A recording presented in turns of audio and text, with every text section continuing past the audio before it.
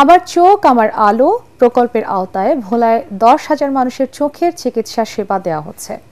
8 দিন হাসপাতাল, ঘূর্ণিঝড় প্রস্তুতি কর্মসূচি, Bangladesh disaster preparedness centre, data ইয়াকা ও ডাক্তার কে জামান বিএনএসবি চক্ষু হাসপাতালের যৌথ উদ্যোগে চরফ্যাশন উপজেলার প্রত্যন্ত অঞ্চলের মানুষ এই সেবা পাচ্ছেন।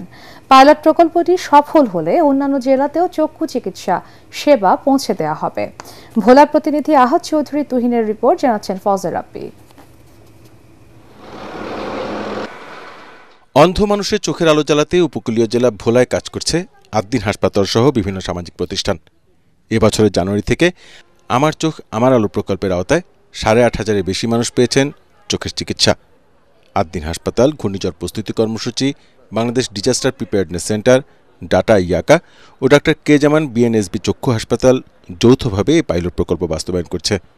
প্রকল্পের আওতায় 4,600 মানুষের মাঝে চশমা বিতরণ করা হবে। ছানি অপারেশন করা হবে 3,000-এর বেশি মানুষের। এ সেবা পেয়ে খুশি স্থানীয়রা। মঙ্গলবারে চক্ষু অপারেশন করতে খুব ভালো দেখি। চোখে ছানি করছিল, বিনামূল্যে চোখে অপারেশন করছি।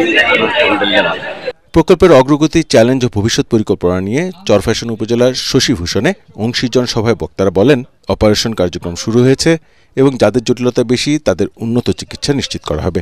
শুধু আমরা সেবা করি তাহলে হবে না, আমাদেরও এখানে অনেক সচ্ছল মানুষ আছে, সক্ষম মানুষ রয়েছে, তাদেরও এই প্রোগ্রামের সাথে একাত্ম করতে হবে।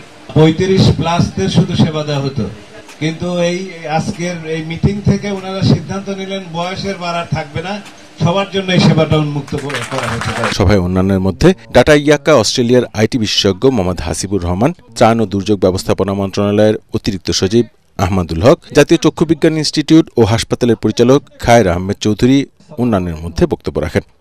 আজকের এই ব্যুরো রিপোর্ট, এটিএন বাংলা। বয়সের সাথে সাথে